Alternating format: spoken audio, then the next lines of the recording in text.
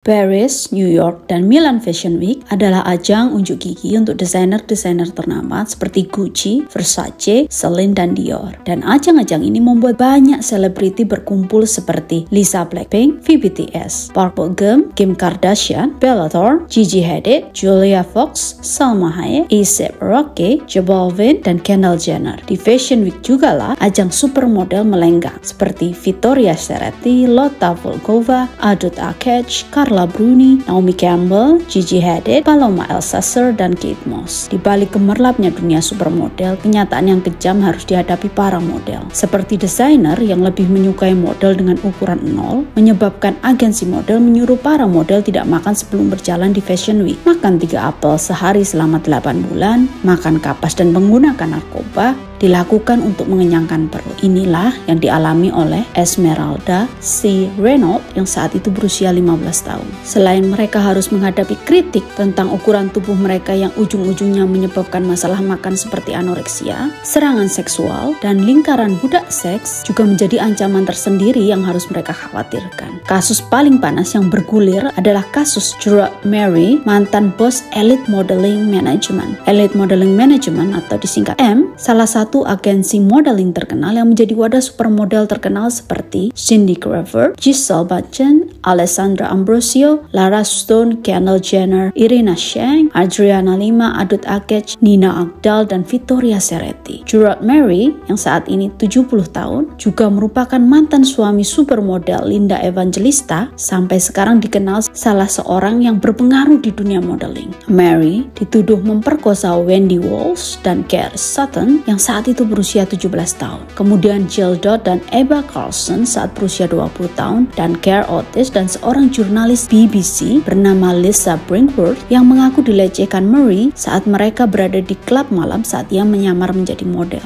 Apa yang terjadi pada para korban? Kita mulai dari Lisa Brinkworth, jurnalis kantor berita BBC. Di Oktober 98, Brinkworth menyamar menjadi model menginvestigasi perilaku seksual para bos terhadap model. Dasarnya, 3 laporan dari model yang menjadi korban pemerkosaan Murray. Saat Brinkworth menemui Murray di klub malam, ia juga ditemani oleh produser BBC yang juga menyamar dan teman Murray. Murray tanpa tedeng aling-aling mengeluarkan penisnya dan menggesekkannya ke perut Brinkworth di depan semua orang. Teman Brinkworth tidak berdaya melihat pelecehan pada koleganya di depan matanya. Sebelum peristiwa gesek-gesek, Murray berkali-kali menawar harga Brinkworth untuk bercinta dengannya dan menservis eksekutif M oral sex. Just you and I alone.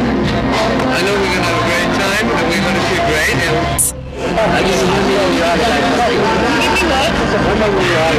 Masih dalam kondisi shock, sepulangnya dari klub malam, Brinkworth mendokumentasikan pengalamannya untuk kepentingan pribadi. I was in shock. I came back here, I felt absolutely violated. I didn't want to, but I burst into tears. It was a bit unprofessional, but I did. He just came over and he was on top of me, he straddled me, pushed himself and pinned me to the chair, and it was just absolutely horrific. It was the nearest thing I've ever experienced to rape. What really hit home was that there was a 16-year-old and a 17-year-old on the table. Setelah dokumenter BBC tayang, M menampar BBC dengan gugatan. Gugatan pun selesai di meja perundingan dengan kesepakatan BBC tidak akan pernah menayangkan film dokumenter itu lagi. Kontroversi antara Murray dan BBC tidak berhenti sampai di situ. Pagi 26 April 99, Jill Dando, presenter BBC, ditembak mati di depan pintu rumahnya. Dalam dokumen gugatan yang dilayangkan Brinkworth, pembicaraan antara mantan eksekutif M, Omar Harfouch, menyebutkan kalau Murray berkeluh kesah soal Brinkworth pada Vitali Leiba, agen elit berbasis di Moskow dan diduga memiliki hubungan kuat dengan mafia Rusia. Setelah mendengarkan keluh kesah Murray, Leiba menenangkan Murray dan mengatakan masalah akan diselesaikan olehnya. Dando diduga menjadi sasaran salah tembak karena pernikahannya dengan Dr. Brinkworth Farthing. Belum lagi fisik Dando yang mirip Brinkworth dan lokasi rumahnya yang berada di area yang sama diduga juga menjadi alasannya. Pelaku penembakan Dando tidak pernah tertangkap. Apa yang dilakukan Murray pada staf dan modelnya? I'm now hearing the women begging the men to stop sleeping with the 13 and 14-year-olds. And Gerald, with his Paris accent, says, girls, we are men, we have our needs. And John's response was, come on, stop being so puritanical. It's no big deal. And I was so stunned listening to that conversation, I had to get up and leave. And I quit Elite because I didn't want to be part of that organization. It's like a baker who doesn't eat the cake. It's stupid. I was flown to Paris for the summer, and the agent that met with my family said that there would be a chaperone in an apartment and that I would be taken care of. There would be nothing to worry about. I just started yelling at him and telling him that he was going the wrong way and that wasn't the direction of my apartment, and he just didn't listen. And then we got to his apartment, and he just kind of pounced on me, and he was on top of me, and then his tongue was in my mouth, and I just didn't know what to do. I just froze. I didn't have any experience with anyone. I'm sorry. I told a model in the apartment, and he brought me into his office, and he called me out on the rape, and he said, what are you going to do? Go home and flip burgers? It was like a horrible, humiliating experience. You know, I mean, he was older than my father at the time. I mean, I was 15. He was like 42 years old. I never saw it coming. And he pulled out all these portfolios with all the beautiful women, and some of them were Swedish. And he said, do you know who these women are? And I'm like, well, yes, of course, they're famous. And as he said, do you know what they did to earn 6 figures? And as he did that, he shoved his hand up my skirt into my vagina with his hand. And I felt like somebody just chopped my head off, because I was so shocked. I just froze, and I pulled away, and I'm like, I didn't know what to do, how to react. And I went out of the office, and I just sat outside the office on the street on a bench and cried. I was a bit afraid of him because he had so much power. He was the adult in the room, and I was the teenager. One day at the agency, Pamela slipped me a piece of paper with an address on it and said, Gerald wants to see you. Bring your portfolio. He wants to talk to you tonight at his apartment. He grabbed my breast and he grabbed my hips and he said, I like this, I like this. He took my hand and he took me into a little bedroom off the kitchen and he laid me on the bed and I was frozen. I managed to say, I'm not on the pill. And he laughed and he said, oh, really? I'm not on the pill either. And then so quickly,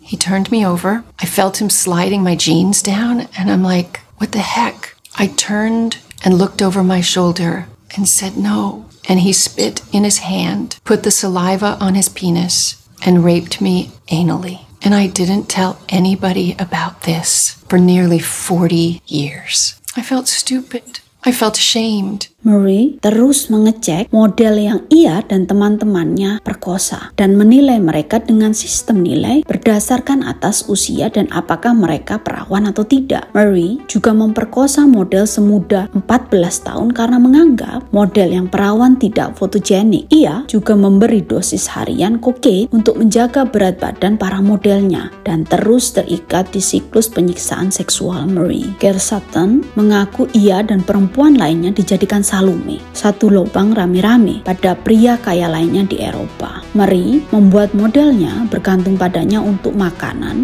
uang, tempat tinggal, dan bahkan menahan paspor mereka. Jill Dodd, yang juga diperdagangkan Marie, mengatakan agensinya M menerbangkannya ke Monte Carlo untuk menghadiri pesta yang di sana ia bertemu bilioner dan pedagang senjata Adnan Khashoggi. Setahun setelah mereka berpacaran, Dodds mengaku kalau Khashoggi membayar $50,000 untuk berdansa dengannya dan melihatnya membuka katalog model M dan memilih model untuk menemaninya. Tentu saja dengan harga perkenalan yang harus dibayar Khashoggi. Apakah yang dilakukan Marie adalah pola umum yang dipraktekkan oleh orang-orang berkuasa di dunia modeling atau fashion? Caroline Kramer, 58 tahun, mantan agen modeling di tahun 80-90-an, menerima laporan kalau salah seorang modelnya diperkosa oleh seorang fotografer Prancis terkenal. Kramer yang dipekerjakan oleh M tahun 83 pernah bekerja dengan fotografer yang menyudutkannya di kantornya dan memaksa menciumnya. Pernyataan paling keras Kramer adalah model pada dasarnya adalah pelacur. Moa Dawn Jacobson melihat agen modeling mengirim model muda tinggal di apartemen yang disebut Clitoride,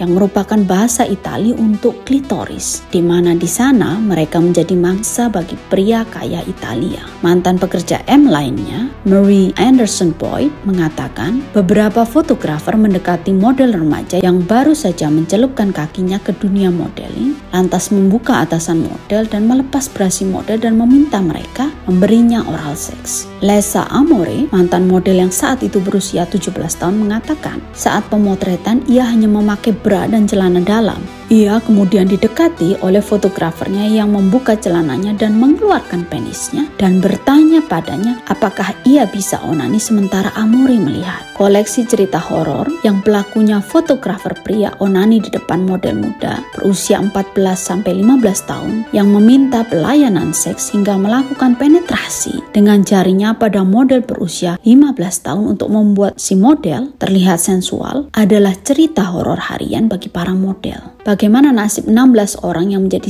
korban serangan seksual Marie? Mereka melakukan gugatan yang sayangnya berakhir gagal total. Setelah investigasi panjang selama 2 tahun, jaksa Prancis mengakhirinya dengan alasan kalau laporan para korban sudah kelewat masa. Korban seperti Bringworth berargumen bahwa saat ia akan melapor, BBC melarangnya. Selain itu, kekhawatiran atas keselamatannya menjadi dasar utama ia tidak melaporkannya. Sif, Direktur Model Alliance, organisasi nirlaba yang mengedukasi hak model, menyebut selama sistem dalam dunia fashion yang penuh penyiksaan tidak berubah, maka serangan seksual pada model akan terus berlangsung. Karena serangan seksual pada model adalah rahasia menjijikkan dunia fashion. Terima kasih sudah menonton sampai akhir. Sampai berjumpa di kasus selanjutnya.